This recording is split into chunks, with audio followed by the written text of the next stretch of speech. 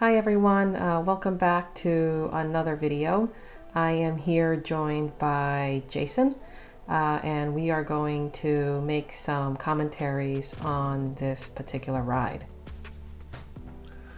So this is our latest outdoor endurance ride, and it was, I think, around 37 miles total, and more importantly 3,700 feet of climbing, which was the most that we've ever done, I think, in one ride.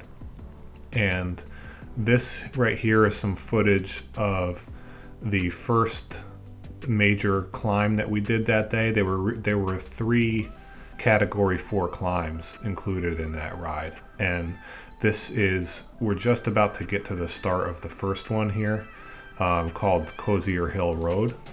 This hill that we're going up right here is not actually Cozier Hill Road quite yet, but it was kind of a warm-up for that. And I think in hindsight this little hill might have made Cozier Hill a little bit more challenging, because we didn't have a lot of recovery time between the top of this hill and the start of the real climb. Yeah, this was kind of a semi-steep, as you can see from the gradient there on the left-hand side. If you look to the left, it's Jason's power and speed and cadence and heart rate, and it's got the grade there with the distance and duration. And on the right hand of the screen, it's mine. So I didn't include duration, the grade, and distance, because pretty much it's the same thing, because we were pretty much riding along together here. I'm in the front there, sorry for the butt footage. And Jason, this is from Jason's camera. So anyway, yeah, this was a steep climb before Cozier Hill. So that was a nice little warm-up before we actually get to the actual segment. Just so you guys know, this is the second time that we've ridden with the new cassette, an 1134 cassette. And so we're really trying to get our cadence up higher than what we've been doing before. So as you can see, our cadence is, my cadence I'm looking at, the screen here is, right now it's 56, so I've actually been hovering above 50, whereas in the old cassette that we had, it was an 1128, I would dip below 50, around 48 or so. Yeah. I think most of the climbs that we did here, we stayed definitely over 50s, and sometimes managed to keep it in the 60s, which is more of a comfortable cadence, I think. And I do think that 1134 cassette has been really helpful to me in particular, because I've always struggled with climbing, and I'll tell you that I needed every bit of that 34 on this climb here. Yeah, so we made a left turn. Now this is Cozier Hill. It is not cozy. I believe this is Cozier Hill Road, and the segment is Cozier Hill Climb. So just to give you guys some background information on this segment, it is 0.5 miles long with 315 feet of gain. Average grade is 11.9%. So we've kind of been scouting some different routes to get used to the climbing, and this was definitely a great prerequisite to what we will be doing in Vermont.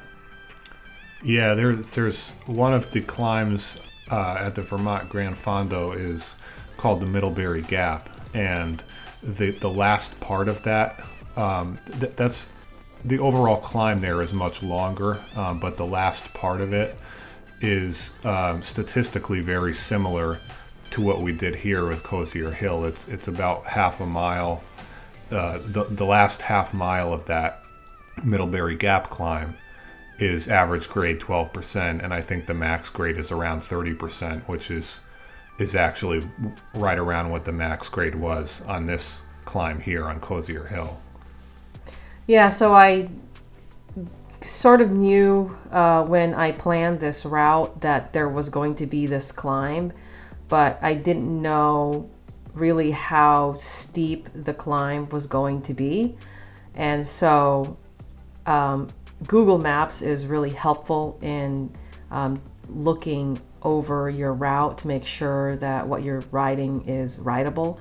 And so I knew that before we rode this that it was going to be steep, but I didn't really know how it was going to feel.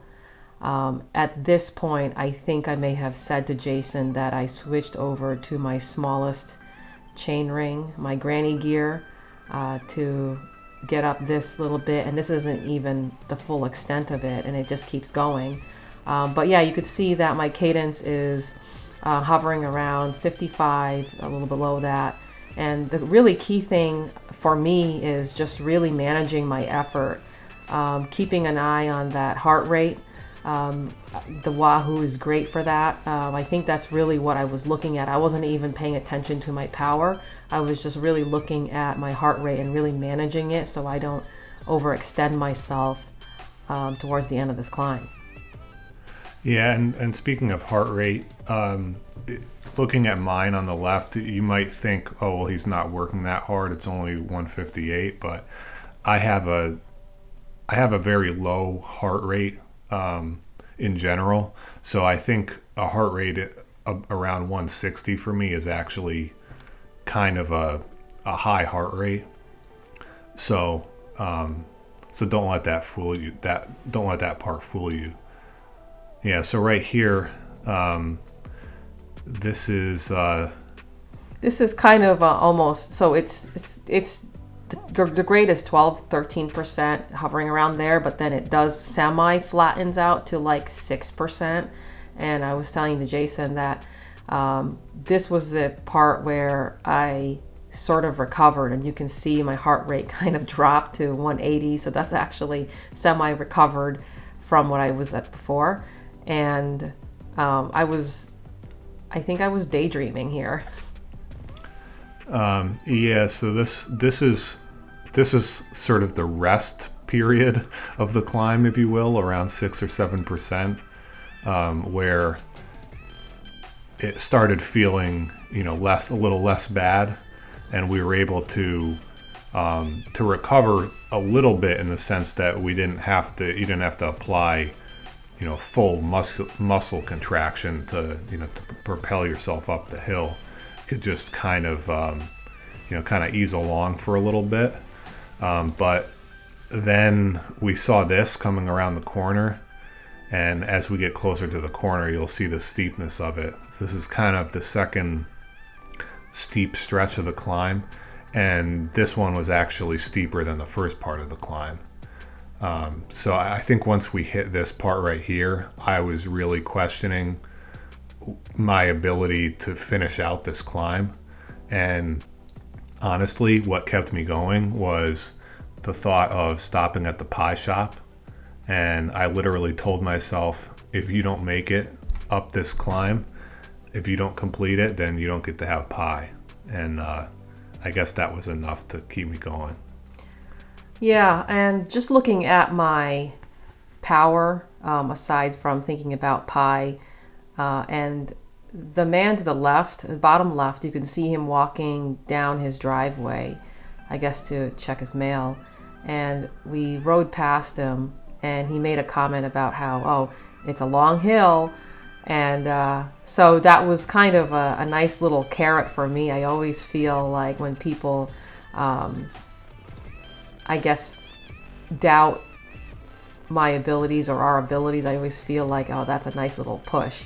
But anyway, I was looking at my power earlier, and I was pretty happy with what I was doing. Right now it's dropped because I don't know, for some reason the grade says 2%, which I'm not sure if that's how accurate that is, but it is pretty steep. This part is pretty steep. It's definitely not 2%, but you'll start to see it climb.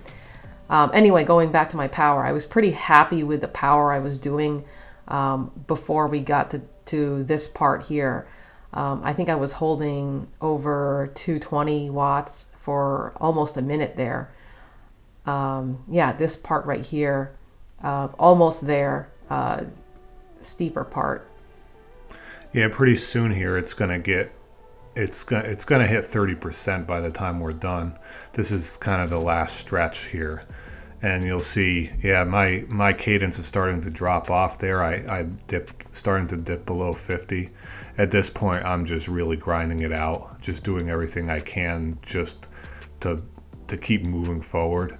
As you can see, Joy's handling it a little bit better. Her cadence is still in the upper 50s, and she's also pulling ahead of me a little bit. You can see there too. Yeah, I was pretty much shot at this point. I was just trying to finish it out. Yeah, I think if we unmuted the video, you could hear both of us breathing pretty heavily just to get to the top of this. And it's like, Jason's really close. I think I'm almost pulling it close there, but yeah, that was brutal. And I think it also said right here, it's gonna 30%. Bam, there. That little bit. Yeah, right at the end. And then it starts to dip down.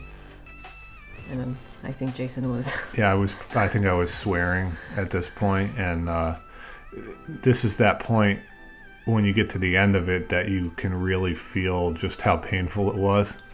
Your adrenaline kind of carries you through in the middle of it, but then when you finish it, then you really start to feel that, that burn set in, and it's almost like your legs are just rubber.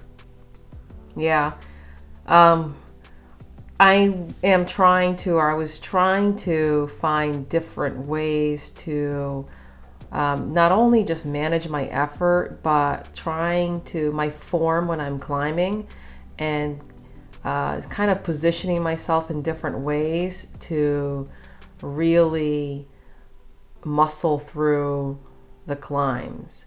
And I think it's definitely it was a big help to have that 34 low gearing to get the cadence in. Yeah, I think Joy handled that climb really well. I mean, you can see there that her cadence stayed above 50 the whole time, even at the end there where it was really steep. And although it doesn't show it on the screen here, I can tell you based on Strava that I think her average power for that climb was in the 180s, like 187 or something like that. Let me pull it up. Yeah. Yeah. So I'm looking at the analyze effort on Strava, and my average power was 187 watts, which is pretty good. That's actually, significantly, well, not significantly, but that's pretty high for the duration. 7 minutes and 14 seconds was when I completed this, and Jason was slightly, I think, behind. Yeah, I was definitely a few seconds slower, at least a few seconds. 7 minutes and 19 seconds was when Jason completed it, but that's also because he was behind me. But yeah, that was a really good effort. After completing this climb, we felt so good afterwards, knowing that we completed that. But as Jason said, this is this is just a practice to what the Fondo is going to be like in Vermont, and it's making me nervous because that's a significantly longer ride, and this was only 36.5 miles long. But yeah. Yeah, and that one part of the Middlebury Gap climb that I had mentioned, that's similar statistically to this Cozier Hill Road climb that we just did.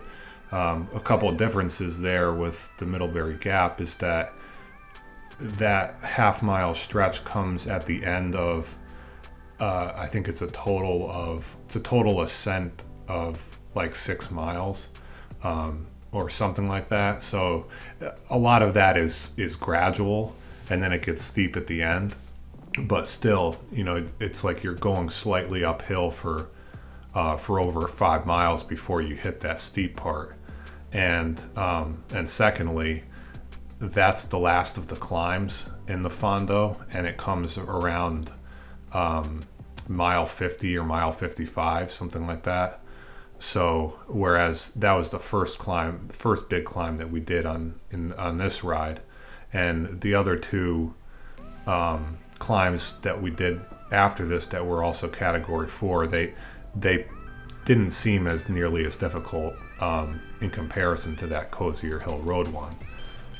But again, in the Vermont Fondo, we're going to be doing a steep climb like that, but it's going to come at the end of a longer climb, and it's also going to come 50 something miles into the ride. So that makes us a little nervous, but yeah. So anyway, I hope you guys liked this episode of Climb Analysis. If you like this video, give it a thumbs up, and please subscribe to the channel. See you guys again next week.